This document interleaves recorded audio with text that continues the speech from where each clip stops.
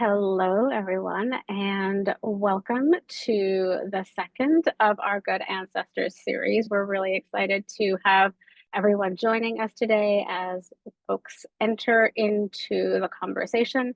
We just want to let you know that we do have interpretation available today. So if folks would prefer to interact and hear this conversation in Spanish, you can do that by going down to the More icon at the bottom of the Zoom panel and selecting interpretation and then selecting your preferred language.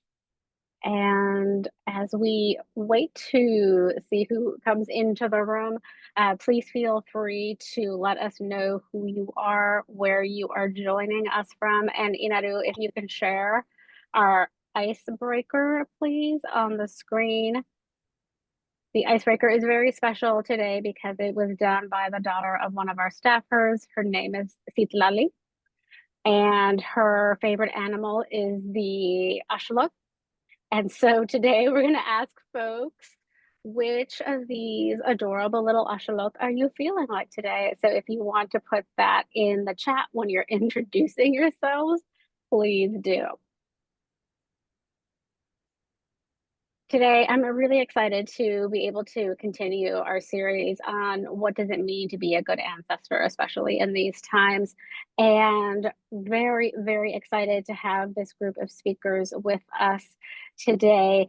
The idea behind this series is really to talk about how do we build a world that maybe we won't be around to see, but will be there for a lot of other people. And today we'll be focusing on what generosity and giving by and for our communities means. And we will also be threading in some ideas about how we get into right relationship with the future. So today I'm going to ask our guests to please just very briefly introduce themselves before we get into our round of questions. And we will start in first name alphabetical order today. Aldita, will you please introduce yourself? Yes, of course. Hi, everyone. Bienvenidos. My name is Aldita Amaru Gallardo. I use she, her pronouns, en español. I'm the founding director of the Action for Transformation Fund, which is a rapid response fund that's resourcing, translate, organizing, healing, and power building efforts in the United States. And I'm based in Oakland, California, on unceded Ohlone land. And Biz, can you go, please? Yes. Hello, everyone. Grateful to be here. Thank you for having me. My name is Biz Ghormley. I use she and they pronouns. And I am a member bee, a part of the Colmena Consulting Cooperative, where we offer services to philanthropies, philanthropic infrastructure groups, nonprofits, and movement organizations. I'm also the board chair of the Yellowhammer Fund, which is a reproductive justice organization and funder based where I live here in Birmingham, Alabama, on Muskogee land. And I'm also a burgeoning somatics coach. So thank you for having me here today. Thank you, Biz. Somatics coach. I love that. Hey y'all, I see some folks from Texas, so I'm gonna lead with that. I'm Tyeshia Wilson. I'm zooming in from Dallas. That's my home state of Texas. I serve as the senior director of community here at Philanthropy Together. And if you don't know anything about us, we are an infrastructure organization that was started in 2020 that's really dedicated to elevating, supporting, and championing the collective giving movement globally. We're not just here based in the United States, but globally. And also, I would say that I'm in the trenches of being as a Giving Circle leader and a member of the first Black Giving Circle that was established in my home state of Texas called Heritage Giving Fund. So coming with my professional hat, but also a lived experience hat of being a part and just in community as one boots on the ground, making things happen and moving resources to where it's needed. Thank you all. And thanks to everybody who's sharing a little bit about themselves in the chat. I always forget, so I actually had to put a note for myself to introduce myself. I am Hilda Vega. I use she, her, ea pronouns. I am the VP for Philanthropic Knowledge and Practice with Hispanics in Philanthropy. I live in Northern Illinois and I'm a Leo. So let's get started.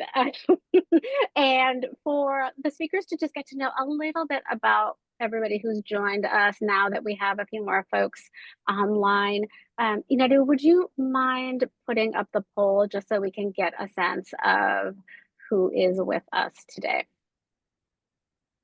Thank you. And while folks fill that out, Ty, if you don't mind, I'm going to start with you. We're now going to go in reverse order.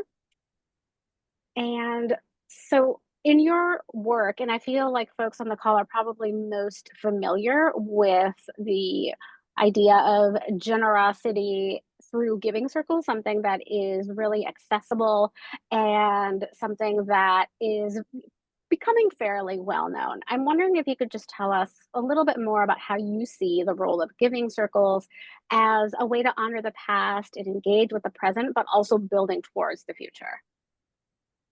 Yeah, no, thanks for posing that question. I think that's a good opening frame for us.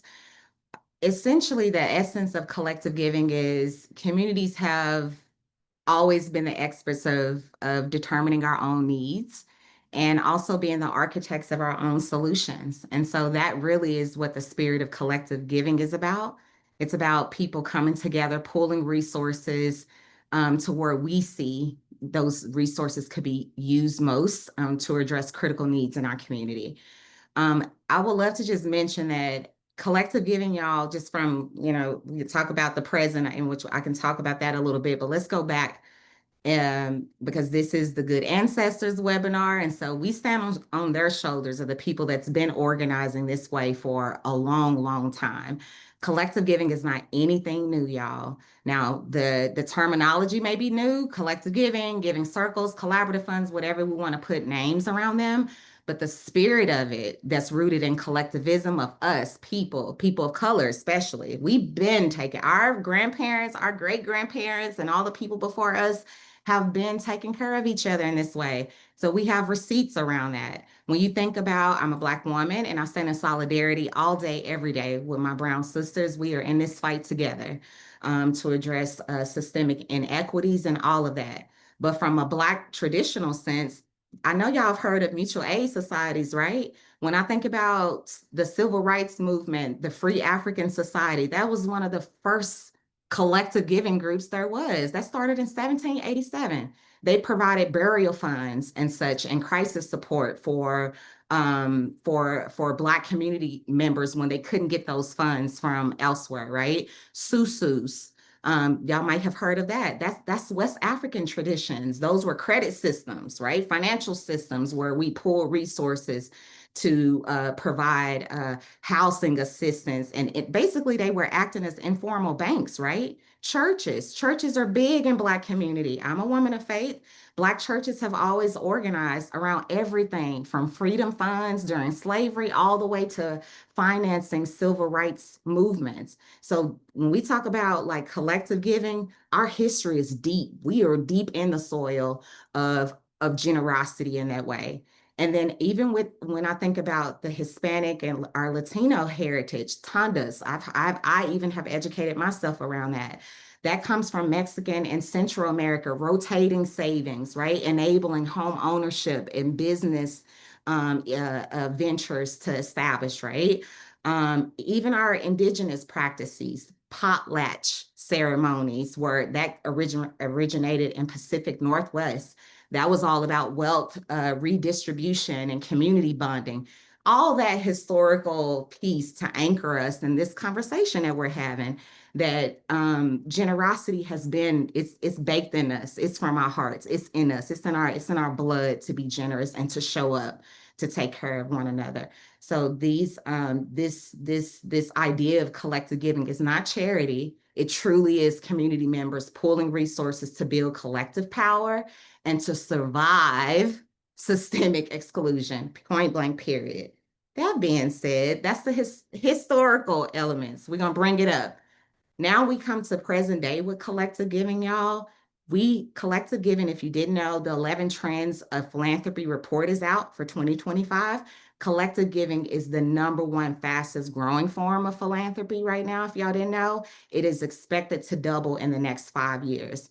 So what does that tell? That tells me and my organization and work that we are doing is that this model is attractive. It's attractive to everyday folks like us.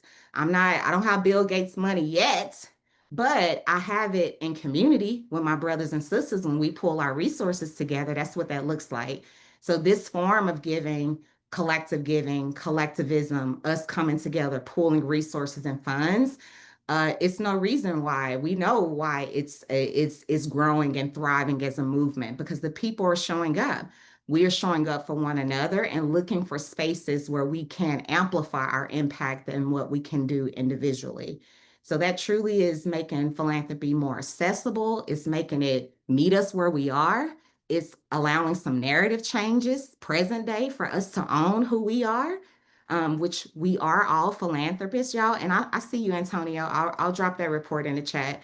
But I just wanted to, Aldita, I love that framing questions and panelists. I'm not trying to take up too much time, but I did want to take us back, bring us up to kind of where we are forward, y'all, because that's so important, especially for us Black and Brown people. We got to know that we it's in us, right? And so we're just leaning in. I want all of us to be encouraged to lean into that spirit of generosity because it's already housed in you.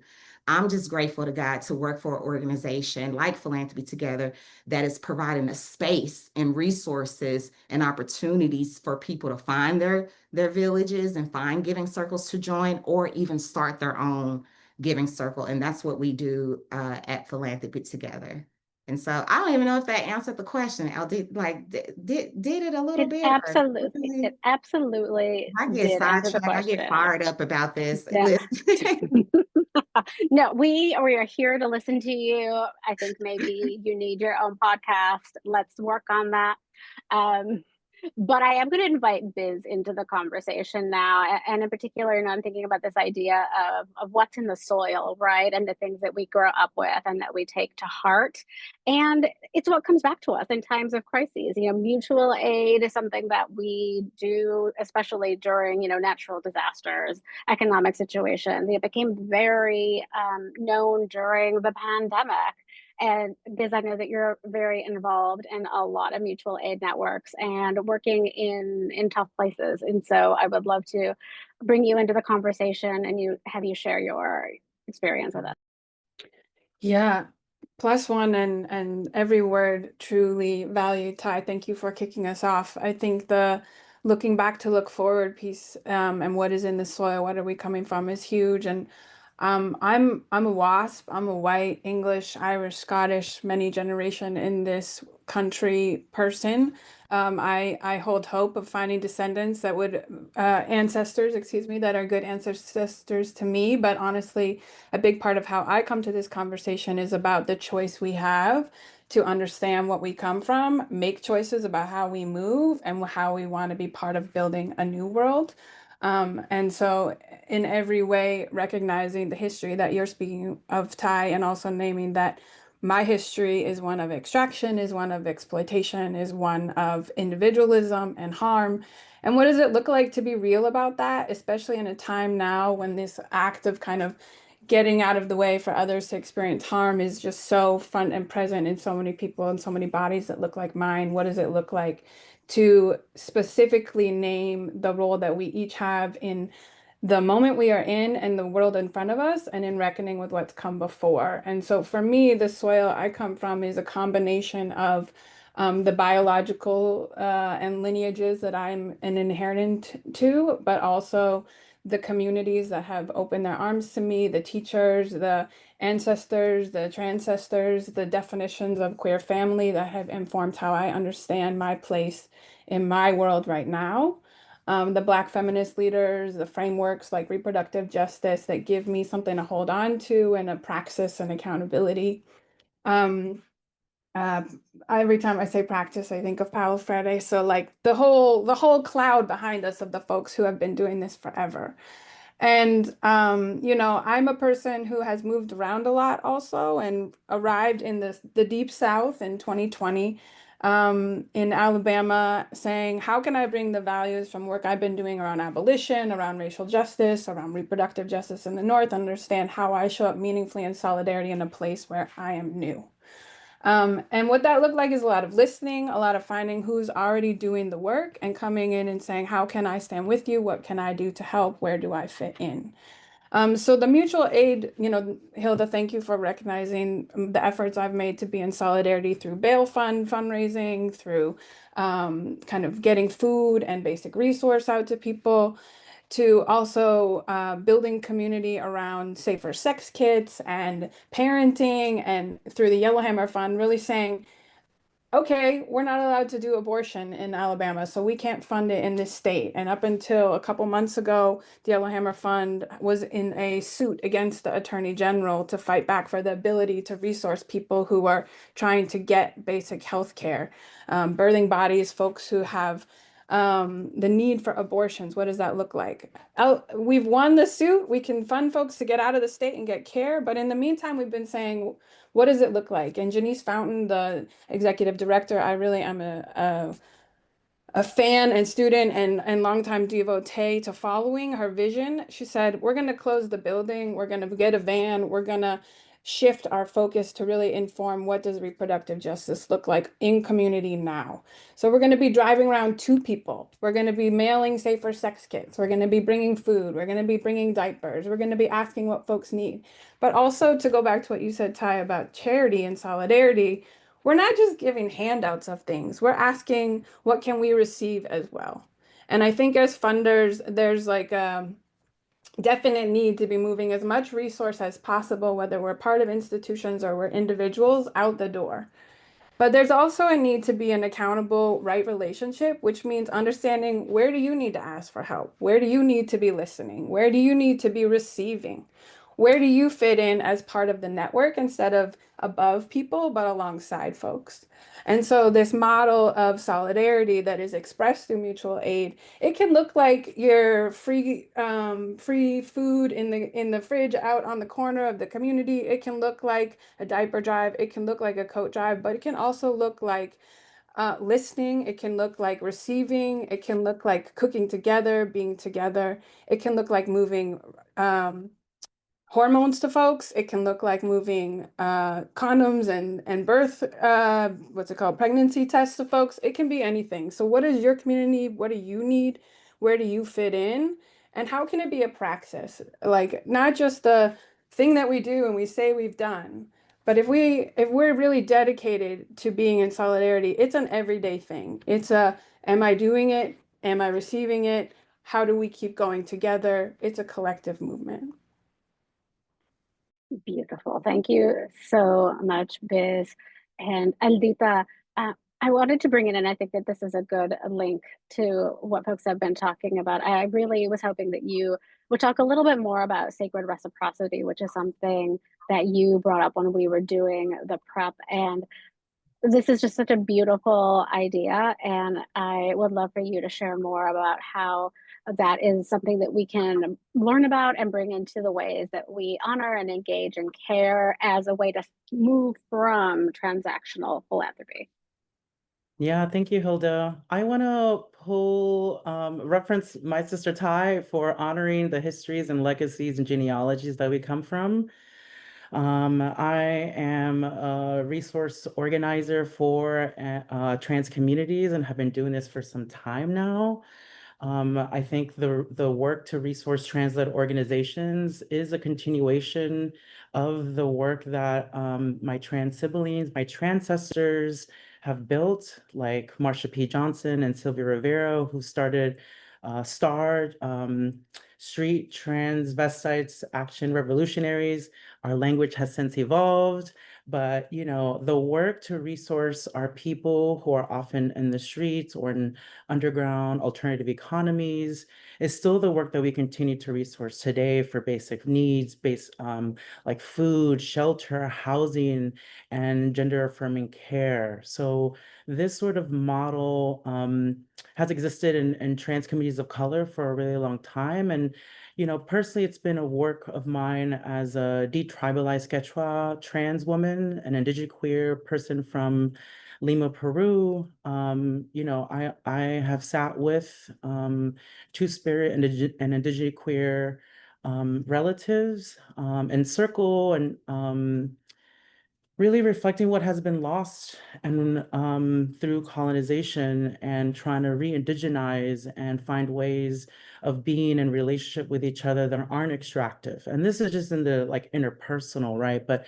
for us working in philanthropy and working at this like structural level at a it is really about how do we not employ extractive ways of being that we have inherited from this colonial and white supremacist structure that's trying to move resources. And so yeah, it was a return to what my people were embodying and doing, and how our societies were built around how are we in sacred reciprocity. How is it that we are resourcing, loving on, taking care of each other, and which is something that inherently lives in Indigenous communities and in Black and Brown communities, as Ty has shared.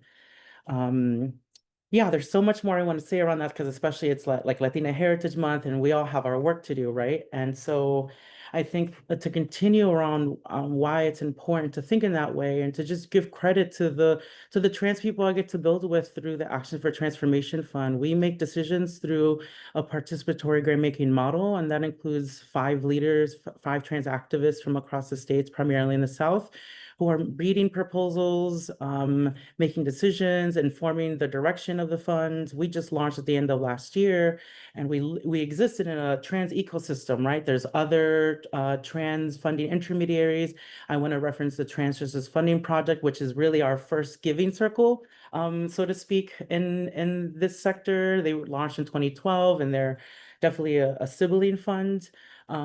And that like we get to do this work of resource in our communities, and what's probably the sharpest, most intense time for trans communities, that through the wisdom and brilliance of trans people who are also on the ground and organizing to resource and build networks of care.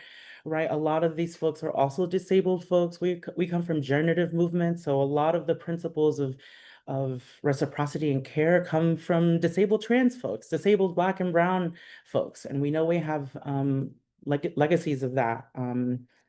And so, yeah, I feel like I'm really honored to continue in this work and to build upon one another, because this work isn't done in isolation, isn't done by just one person. And we're so fortunate to be a part of institutions that are also moving the needle and trying to build inroads for our folks. And so, yeah, I'll pause there, because I know there's more to come, and hopefully this is an invitation to build deeper with each other.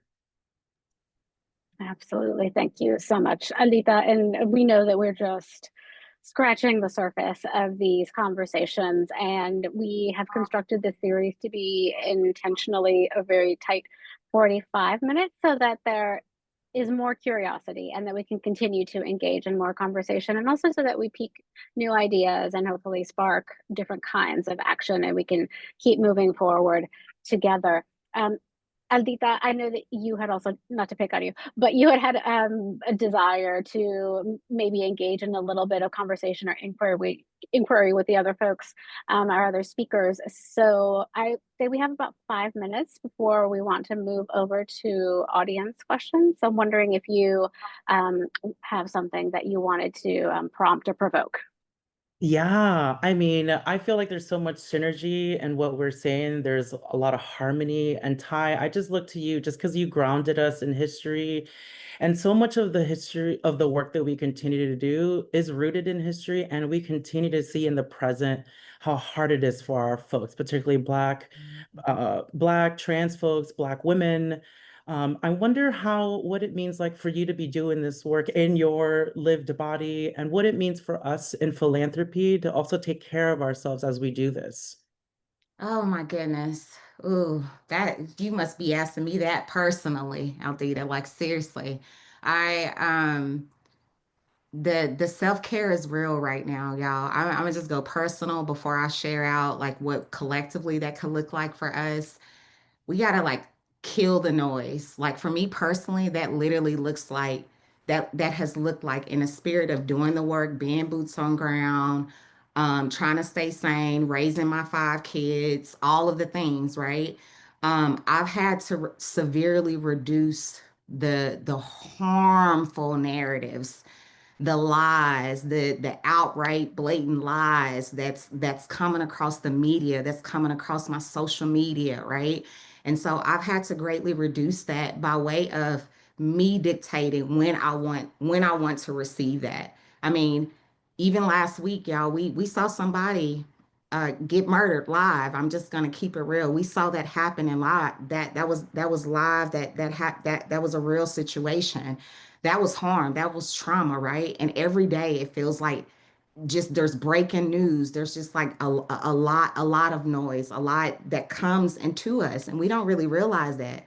You saying it and you kind of can scroll past the things, but you taking that stuff in, and it could make you lose hope. It could make you feel like nothing is being won. Like, oh man, we're not what nothing is happening. Change is impossible. So I would first start with all of us, y'all, with every last one of us. We have got to severely reduce the noise, whatever that looks like for you, whether it looks like you limiting your time on social media, having credible certain sites that you receive your information from, whether it looks like you finding joy in your day, in real life, whatever that joy looks like for you, cutting on your music. We have got to calm our nervous systems because we still got work to do. We still got to continue on with the work. But I think that's part of the larger strategy is to keep blasting us with all of this stuff for us to lose hope. The moment we lose hope, that's it. We really don't have no energy left to continue in this movement, Biz, all of us, right? And so I just would encourage y'all. I appreciate that question so much. I want us to find joy in this moment, whatever that looks like for y'all, and figure out a way how to reduce the noise that's coming to you, whatever that looks like, all of the things, because solidarity matters right now. I truly believe that. And that's also another collective piece to your question of like our self-care. We can also self-care by leaning into solidarity, y'all. Audre Lorde, I just love her so much, but one of her most powerful quotes for me is that there is no such thing as a single issue struggle. There's no such thing as a single issue struggle because we do not live in no single issue lives. All of our struggles, all of us, we're paying the same prices for groceries, all this stuff. We're in this fight together. And so I do also feel that our collective self-care looks like solidarity. We have got to stand together, y'all. Ain't no Black people against Hispanics or brown folk. Like that is out the door. We cannot survive. The only way forward is together. We have got to unite. And what that looks like is us coming, recognizing, educating ourselves on organizers in our communities that don't look like us, but the values look the same, right? So find organizations, people that's in alignment with your freaking values. And if they're not, nip it. If they're not in alignment with your values, whether it's organizations that you are dealing with, people, might be some people that need to fall off, whatever that looks like right now. That solidarity looks like aligning yourselves with people that are values aligned so that you can stay encouraged and inspired to be a part of the solution and us coming together. So, ooh, you get me fired up. This webinar literally could be like 2 hours or something like that, just off just organic conversations around the questions you just posed. But I'm gonna stop there because Biz, I would love to hear your thoughts as well, because you also are in Deep South Alabama. I mean, I'm in Texas and it's a shit show here, but like, yeah, we'll love to hear your thoughts. I'm really glad that you said the joy piece, because I think for me, the question about being a good ancestor and a forward stance is about like, what am I trying to help support space for there to be? And so the joy of folks who are in community with me, I want the future to be a place where Black folks, brown folks, there is no question of safety and just being in the world. That so many of the lines that we're having to navigate and that are like razor blades right now are just separate from the frame of reference of the context of the world. I want a world where we're in right relationship with the earth. And so sometimes it's like taking off my shoes when I'm in the backyard and just feeling the grass underneath my feet, being grateful to the folks who are in that ground, who have stewarded that ground, who have been there before. as well as kind of dreaming forward to who I might imagine be on this land in the future. The South, I was born in the North, and so a lot of being down here is an unlearning process about all kinds of lies we've been told. Sure. And so what does it look like to really like shift my perspective and understand the breadth of power that is here, the realities and histories that are communicated in ways that are different than I learned to communicate as a child? What does it look like to tune to the creativity and the endurance and the community shaping that is the truth here in the South? And what does it look like? Like, I really appreciate what you said about nipping it. Like, what is it? What do you stand for? And who do you stand with? And not getting confused about being clear about that and not getting confused about the difference between standing with an open heart and love at the center of who I am versus kind of having a muddy boundary around who I do work with. I want to be with folks who are fighting back, and I want to be with folks who are building a new future. Yes. And so that's how I orient. A lot of drinking water, definitely some lying on the floor, some laughing with friends. And I'm inspired by your fashion today, Aldita. I think like bringing beauty into the space and bringing the art behind you. I'm curious to hear too from you how you're, getting through the days and what brights up is a bright light for you as you move along. Thank you, Biz, and thank you, Ty. That Great yeah, question. it's a great question around what's needed in this moment, right? I want to underscore some of the things you were saying, Ty, around doing the work to study our histories and being in right alignment with them. Some of the narratives that we're told, as you said, is that capitalism wants to put us against each other, and actually we're not doing that work for them anymore. We actually have had legacies of solidarity amongst Black and Brown, Black and Asian, cis women of color with trans women of color, right? So that's sort of like the lineage that I come out of and have communities here in the Bay Area. And I grew up in Florida, so I know sort of like the realities of the South and the privilege it is to move to a place that has more safety and security for trans people of color in particular, and that work still continues, right? Even in California, we're still having to build that work. I love that you all have shared the joy, to like center joy, because particularly as a trans femme, the narrative is so loud that we are not worthy, that we are not, that we are X, Y, and Z. That's not right. We are beautiful, whole, brilliant, innovative people. And so that's been some of the work that I've been able to do and operationalize through my giving and grant making, right? Like, I know that oftentimes what we know to be true about trans communities is death and gloom, which is unfortunately the reality. And how can we fund joy and aliveness? How can we fund trans rest, trans joy, trans art, right? These are the things that bring me to life and bring so many people to life, right? Because the reality is that trans people are in our communities. They want to scapegoat us and say that we're not. Actually, we're in your families. We Yes, have so Sophia. many folks that, parents that are like, I have a trans kid. And I'm like, yes, let's celebrate our trans youth. And like, how do we also mobilize our own dollars as adults to show up for our folks in community? We just need a lot more folks to be, as Biz said, in a proactive stance instead of a responsive stance. And this is hard reality as someone who's in a rapid response culture, right? Where we're having to respond to immediate threats, and our my grantee partners are doing direct actions and going to the Capitol and fighting, just creating safe spaces in their local spaces. And like, that is hard on the spirit. That's Mhm. really hard on the day-to-day to perhaps internalize what they're saying about that's not true, right? So like, how do we pour into trans communities of color? How do we remind them that they're loved and that they're cared for? How do we resource them at the scale, knowing that, the conservative right is actually beating us in that way? But how do we build like a trans infrastructure amongst our organizations and movements? How are we moving dollars outside of the C3 structure and moving directly to people and mutual aid?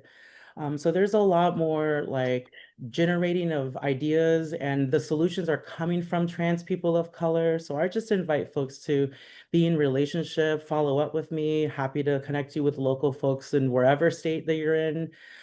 Because we honestly, trans people and trans movements are building a world where all of us are seen in our wholeness, and we get to live outside of boxes and outside of binaries, which benefits so many people, not just trans people, but we benefit from the labor of trans people of color. And so how are we backing them up in this moment? Hilda, I Absolutely. know you have Yes. like 99, I know you're probably about to go to the audience, but I just, Come on in.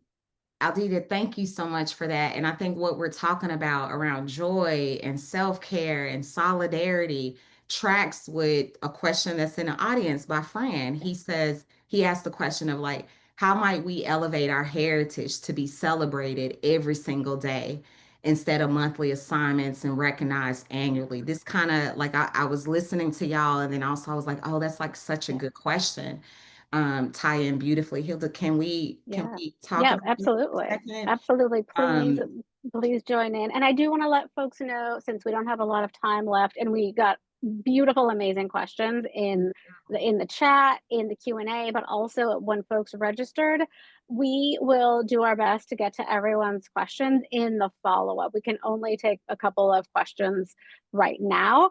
So we will do what we can, but then we will circle back and answer as much as we can in the follow-up to everyone, okay?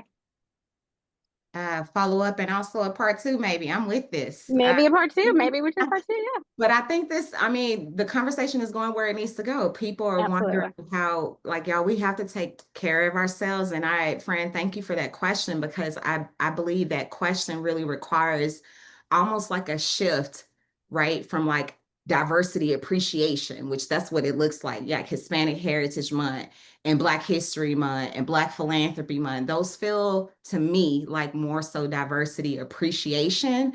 But I would like for us to kind of own it as more like cultural, like recognition, like wealth recognition of like who we are. It's like really owning our spaces and understanding that our heritage and our traditions, which have offered proven solutions to like current challenges, historical challenges, really works. But I think it only works if we remember them, if we bring them into our everyday spaces. I share with y'all that I have 99 kids. I mean, I have 5, feels like 99 kids, but I have 5 kids. But one thing, me and my husband, we're first generation everything. And I feel like that's relatable to a lot of us in this space. And so we are really centering history, our family history, learning about our family history, bringing old traditions that have gotten lost along the way into who we are right now. I don't need to. February is great for Black History Month, but Black history is celebrated. My children see it in the images in my home and the foods that I cook and the languages that I use. And so, Fran, your question about around how do we celebrate that is we own it. You figure out those moments day to day and how you show up in all the spaces to celebrate your heritage. I show up Black as a Black woman in every space. I don't care who I'm talking to. I don't care what space I'm at.